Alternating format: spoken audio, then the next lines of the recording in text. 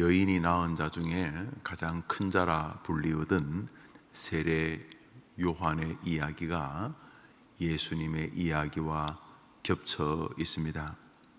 여기 이 아이가 자라면서 심령이 강하여지게 되었다 이렇게 말하면서 그 아이가 하나님 앞에 이스라엘의 큰 사명자로 나타나기까지 빈들에 있었다 이렇게 말합니다. 빈들이라고 하는 곳이 사실 사람이 거하는 곳은 아닙니다. 사람은 도시에 살고 마을에 살지요. 빈들은 황야, 광야라는 뜻입니다. 이스라엘의 빈들은 사막이었습니다. 빈들의 이미지가 있지 않습니까? 사람들이 별로 없는 곳, 아침 저녁으로 짐승이나 동물들이나 황량한 모래벌판만 있는 곳이 빈들이죠. 빈들은 사람들이 많이 거주하지 아니하기 때문에 사람들로부터 많은 도움을 받거나 반대로 사람들과 많이 교통하기가 어려운 곳입니다. 아이가 자라며 심령이 굉장히 강력해지고 또 강하여지고 이스라엘 온 나라의 사명자로, 다시 말해 하나님께 크게 쓰임받는 그날까지 그는 빈들에 있었다 이렇게 말합니다. 인생은 살다 보면은 빈들의 시간이 있습니다. 아무도 없는 것 같거나 아무도 나를 도와주지 않는 것 같은, 아무도 나를 찾지 않는 것 같은, 사람들로부터 좋은 격려나 위로나 칭찬이 없는 것 같은, 혹은 세상에 아무도 나를 도울이 없는 것 같은 황량한 벌판 같은 곳에서는 빈들의 시간이 있습니다. 사람들과 많이 있어도 군중 속에 고독이라 불리우는 빈들이 있습니다. 사람들이 제잘제잘 거리지만은 여전히 내 심령은 깊은 빈들과 같은 시절입니다. 건강을 잃었을 때도 사람은 빈들과 같습니다. 텔레비전을 볼 때에 사람들이 활기차게 길에서 돌아다니는 것을 볼 때에 나만 뒤처져 있는 것 같고 아무것도 할 수 없는 것 같이 느껴집니다. 재정적으로도 빈들 같은 시절이 있습니다. 돈이 있을 때, 부귀 영화가 있을 때, 많은 것들을 사람들이 누리는 것처럼 보일 때 나는 가난하기 때문에 아무것도 할 수 없는, 세상이 마치 돈으로만 이루어져 있는데 나는 외딴 섬 같은 빈들이 있습니다. 영적으로도 빈들 같은 시절이 있습니다. 남들은 은혜 받는다고, 감사하다고, 감격스럽다고, 나는 교회 생활이 막 행복해 죽겠다고 하는데 나는 황량한 구멍 뚫린 마음처럼 빈들에 서 있는 것 같은 그런 느낌의 시절이 있습니다. 눈에 넣어도 아프지 않을 것 같은 자녀들과의 관계에서도 빈들 같은 시절이 있습니다. 자식은 분명히 자식인데 이렇게까지 황량한 바람이 불까 싶은 그런 빈들이 있습니다. 자기 인생의 가치에서도 빈들이 있습니다. 뭔가 열심히 산 것 같은데, 정말 최선을 다해 살아온 것 같은데 돌아보니 정말로 싱싱 찬바람만 붑니다. 이게 뭐지? 이러려고 이렇게 살아온 건가? 인생을 살면서 빈들의 시절이 있습니다. 어떤 사람은 그 빈들의 시절에 인생을 포기하고 낙심하고 좌절합니다. 그러나 또 어떤 사람은 그 빈들 때문에, 그 빈들의 시절에서 아무런 사람의 도움도 없기 때문에 그는 그 빈들에서 주님만 바라봅니다. 그 황량한 빈들에서 그는 비로소 실존이 됩니다.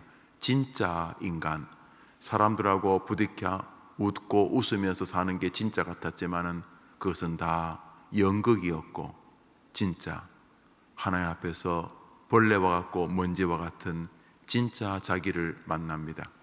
진짜 자기를 만나는 순간 그는 진짜 하나님 앞에 무릎을 꿇습니다. 그의 심령과 마음이 정말 진짜 앞에 섭니다. 빈들은 그런 면에서 하나님만을 상대하는 시간이고, 빈들은 그러면서 자신이 얼마나 연약한 존재인지, 빈들에서 울부짖는 늑대 소리, 시랑 소리, 빈들에서 불어오는 이상한 소리들 속에서 의지할 분은 하나님밖에 그곳이 빈들 아닙니까? 인생에 늙음이 옵니다. 오늘 죽는다고 해도 자녀들이 전혀 이상하게 생각하지 않을 거고, 내일 죽는다 그래도 어제 통화했던 친구가 그렇게 이상하게 여기지 않을 것 같은 인생의 노년, 삶의 빈들이 오지 않습니까? 누구나 다 오는 노년이지만 어떤 사람은 그 인생 노년에서 진짜 주님 앞에 쓰임을 받게 됩니다. 오늘자 날주 창세기 48장입니다. 창세기 48장입니다. 창세기 48장입니다.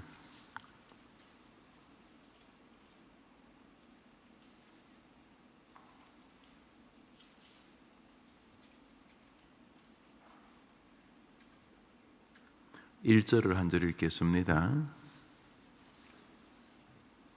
읽읍시다.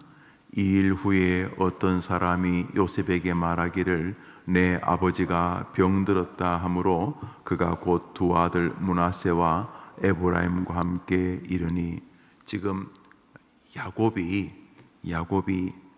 깊은 중병에 걸렸습니다. 노환이라고 부르는 늙음에서 발생하는 많은 병들이 있지 않습니까? 이제 폐도 자기 기능을 조금씩 잃고, 혈관에 흐르는 피도 자기의 기능을 조금씩 잃고, 오장육부가 젊을 때 비해서는 거의 5분의 4나 3분의 2로 줄어드는 우리의 늙음이 있지 않습니까? 야곱도 이제 늙음의 시간이 왔습니다. 모든 사람들이 확연하게 야곱이 병들어 임종 앞에 가까이 가 있다 이렇게 말하는 시절에 야곱이 섰습니다. 10절을 읽겠습니다.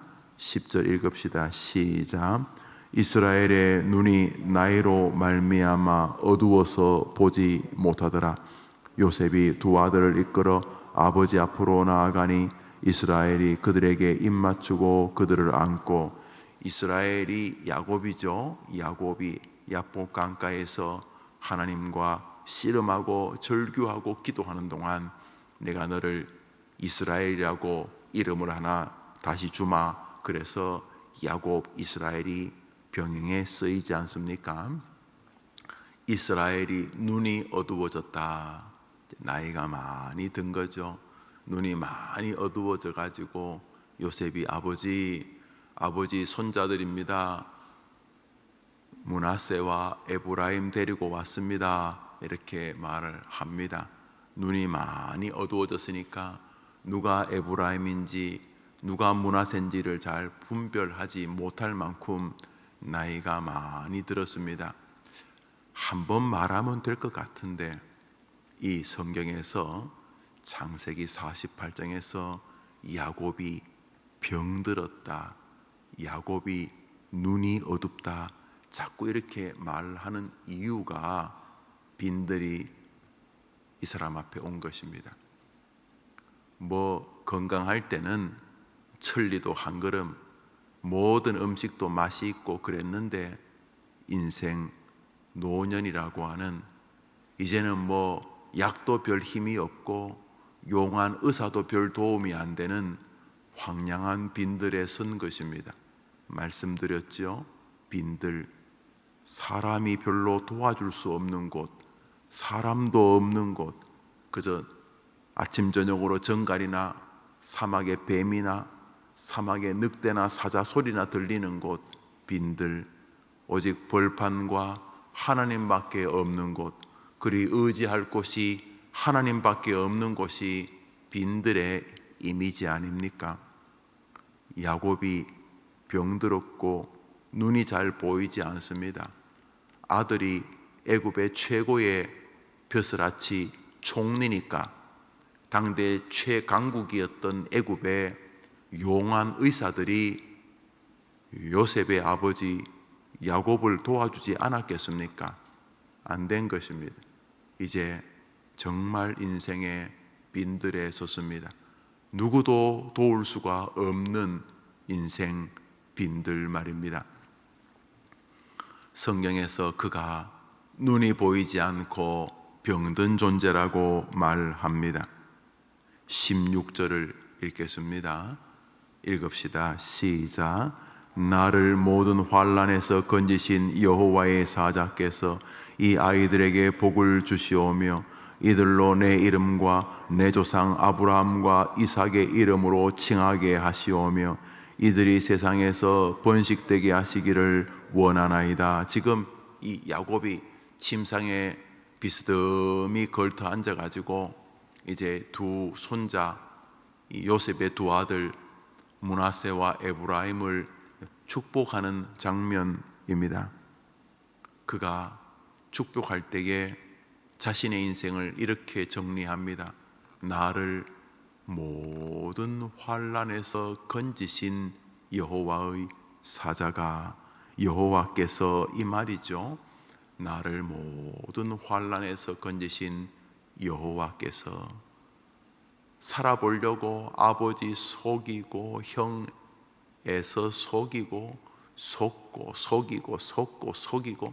계속 쫓기고 도망다니고 그런 권모술수의 인생을 살아온 야곱 아닙니까? 그런데 그는 인생 빈들에서 자신의 생에 참 멋진 고백을 합니다. 나를 모든 환난에서 건진 게 시대를 잘 만났고 내가 공부를 잘했고 내가 열심히 살았고 그래서 이렇게라고 말하지 아니하고 내 모든 환난은 우리 주님이 건지신 은혜로 인해서 내가 존재하게 되었다. 이렇게 말합니다. 아이가 자라며 심령이 강하여졌는데 그것이 빈들이 만든 혹은 빈들에서 생긴 은혜였다라고 세례 요한을 이야기하는 것처럼 오늘 야곱은 인생 늙음이라고 하는 인생 죽음 앞이라 하고는 빈들에서 자신의 생에 가장 영롱한 고백을 합니다. 그래서 말입니다. 히브리서 11장에 아브라함과 이삭의 신앙을 고백한 다음에 하나님이 야곱도 믿음의 사람이다. 그러니까 믿음장이죠. 히브리서 11장에 야곱도 믿음의 사람이라고 하는 대목이 나옵니다. 야복강에서 주님과 싸울 때 그때 믿음이 있었다? 아닙니다. 놀랍게도 성경 히브리서 믿음장은 야곱의 오늘 이 장면, 이 요셉의 두 아들을 눈도 안 보이고 모든 사람이 너희 아버지 이제 못 일어나신다. 그래서 성경을 읽어보시면 침상에 이렇게 기대 가지고 이렇게 넘어지지 않도록 가만 놔두면 넘어지니까 자빠지니까 침상 끝에 이렇게 할아버지를 기대 가지고 아들이 두 손을 이렇게 들고 자기 자식들 머리에 이렇게 올려드리는 완전히 인생의 빈들입니다. 누구에게도 도와달라고 할 수 없는 의사가 1000명, 10,000명이 줄 서 있어도 아무것도 할 수가 없는 인생에 정말 하나님밖에는 이제는 더 이상 기댈 곳이 없는 곳이 빈들 아닙니까?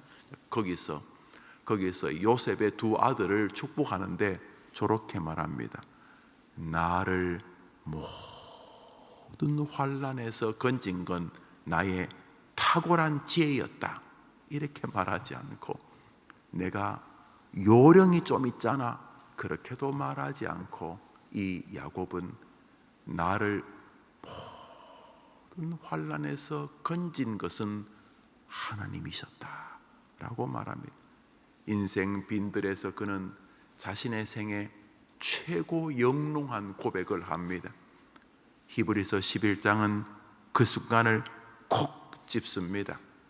이 야곱의 생애가 그렇게 긴데 100년이 넘는 삶을 살았는데, 히브리서는 바로 오늘 읽었던 창세기 48장 그곳에서 야곱의 가장 빛나는 신앙을 우리에게 보여줍니다.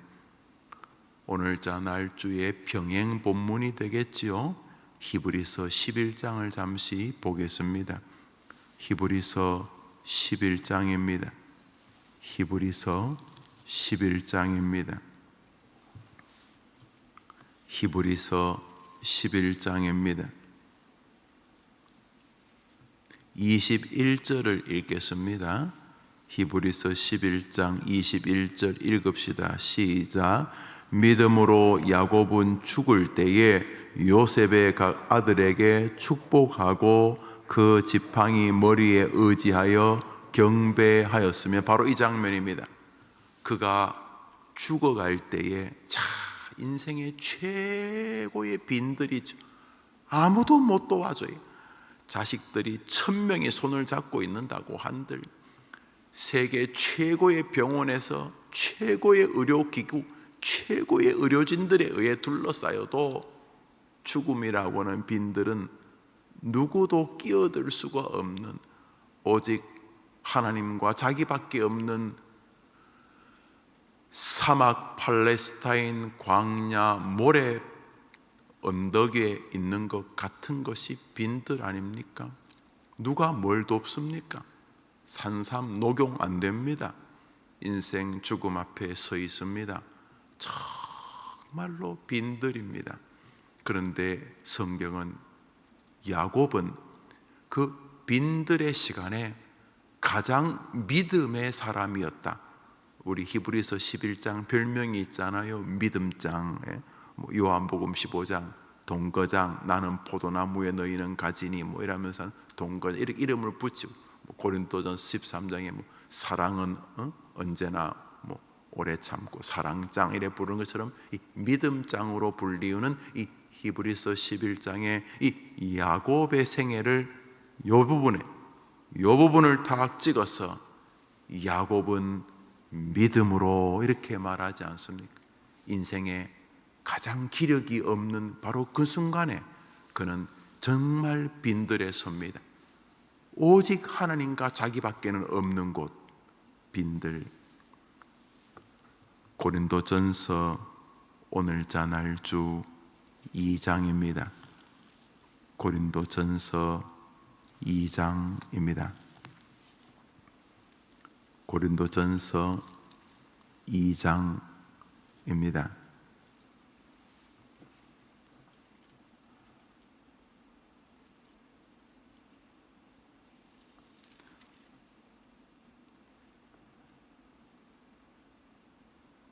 (1절부터) 3절까지를 읽겠습니다. 읽읍시다. 형제들아, 내가 너희에게 나아가 하나님의 증거를 전할 때에 말과 지혜의 아름다운 것으로 아니하였나니, 내가 너희 중에서 예수 그리스도와 그가 십자가에 못 박힌 것 외에는 아무것도 알지 아니하기로 작정하였습니다. 내가 너희 가운데 거할 때 약하고 두려워하여 심히 떨었노라. 바울이 참 대단한 사람입니다. 우선 공부를 많이 했고요, 또 이렇게 남을 가르치는 나름대로의 재주가 있어서 신학교 혹은 대학교 선생을 하던 사람이었습니다. 그런데 그가 예수님을 영접하고 나서 몇 가지 변한 게 있습니다. 그 중에 하나가 사람들한테 뭘 할 때 이렇게 지혜와 지식, 자기 학위를 앞세워 가지고 말로 사람을 설득하려는 것을 나는 안 한다라고 하는 이런 정신관을 가졌습니다. 앞에 있는 사람하고 대화해서 그 사람을 설득하거나 설복할 때에 나는 지혜 가지고 안 한다. 보통 사람은 뭐 어제 인터넷 하다못해 유튜브에서 본 거라도 그걸 가지고, 혹은 자기가 전공한 걸 가지고, 살아오면서 경험한 것 가지고 다른 사람에게 뭘 말하잖아요. 내 의견을 주장하기도 하고 그러잖아요. 내가 지난번에 신문에서 봤다 그러면서 이야기하거나, 내가 우리 아들한테 들었다 뭐 그렇게 이야기하거나, 내가 그 공부 좀 했어 그래서 말이야 이렇게 보통 말하잖아요. 사람이 뭐 말할 때 앞에 축적된 선지식이나 경험이 있어야 자기를 주장할 것 아닙니까? 그게 보편적으로 사람이 말하는 방법 아닙니까? 이 바울은, 이 사울이라는 사람은 똑똑한 사람이어서 조선천지 모르는 게 없는 박박사였어요. 박박사.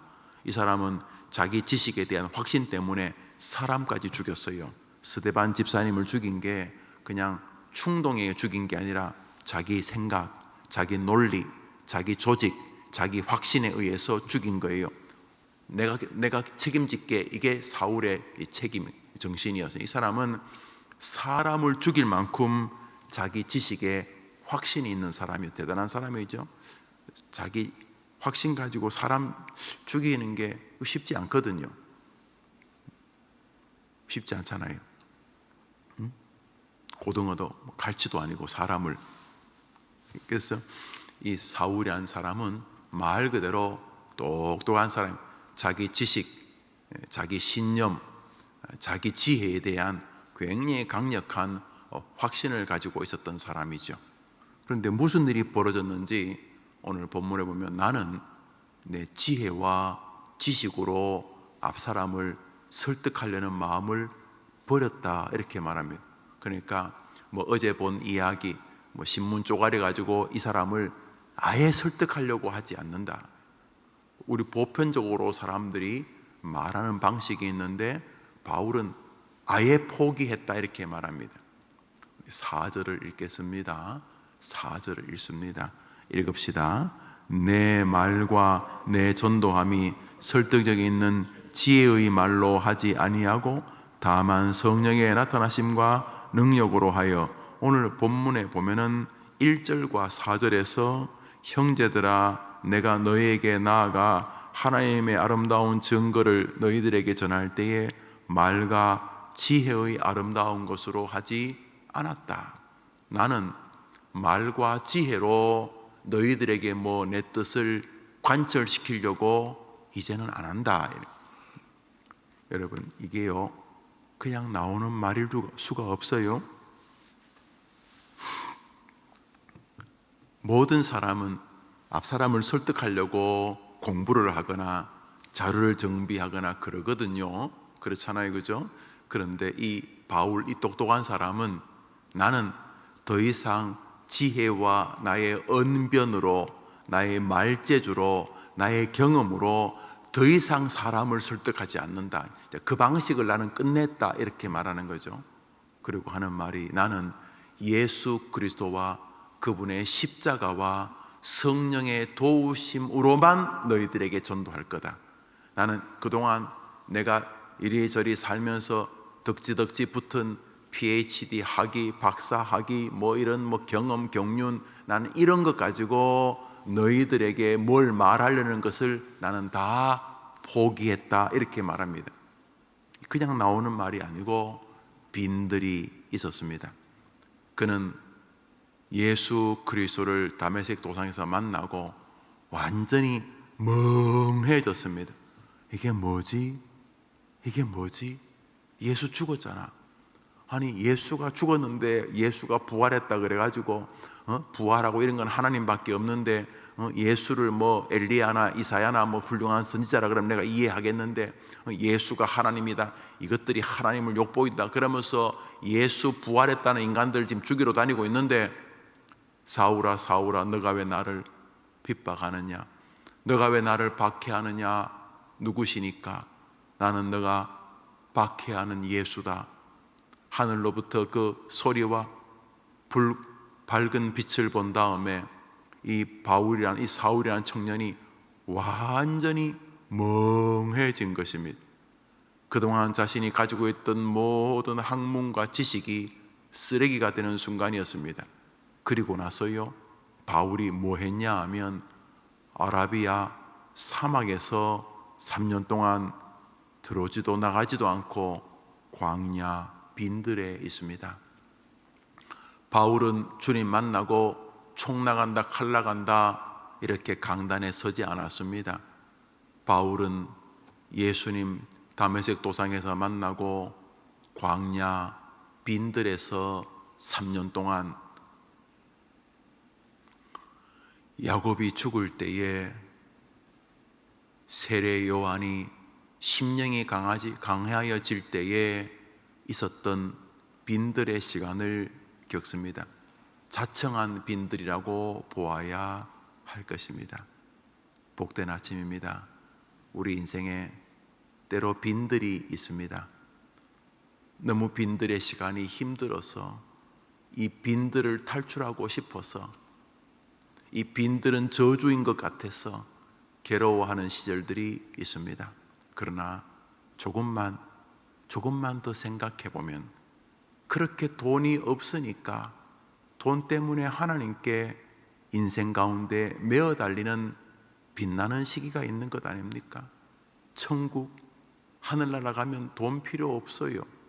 여러분들이 예수님처럼 되어 있어요. 예수님 모든 것 다 가지고 계시잖아요. 이 땅에서 부족하다는 것은 한시적인 순간밖에 안 해요. 인생이요 70, 80이 아닙니다.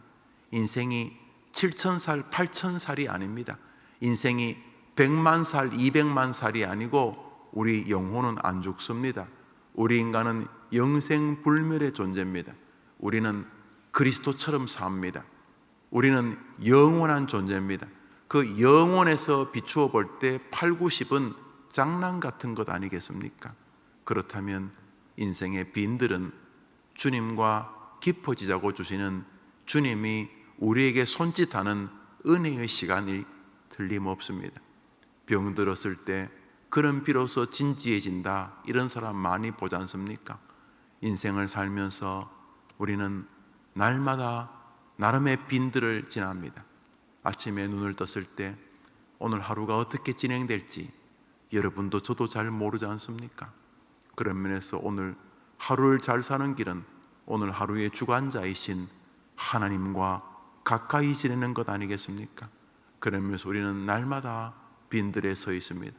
남편과의 관계에서, 아내와의 관계에서, 자녀와의 관계에서, 부모와의 관계에서, 세상 사람과의 관계에서, 홀로 여러분의 육체와 건강의 관계에서 여러분들은 빈들에 있는 것 같은 느낌 안 받으십니까?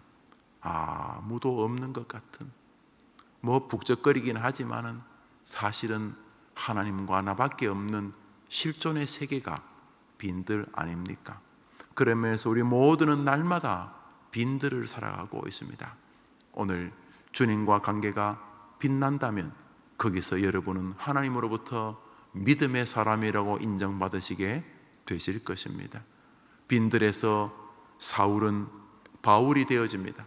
오늘 고린도서에서 바울은 나는 더 이상 내 지식이나 지혜 가지고 뭐 설득하고 나는 그거 이제 그만한다, 내 해봤다, 안 되더라.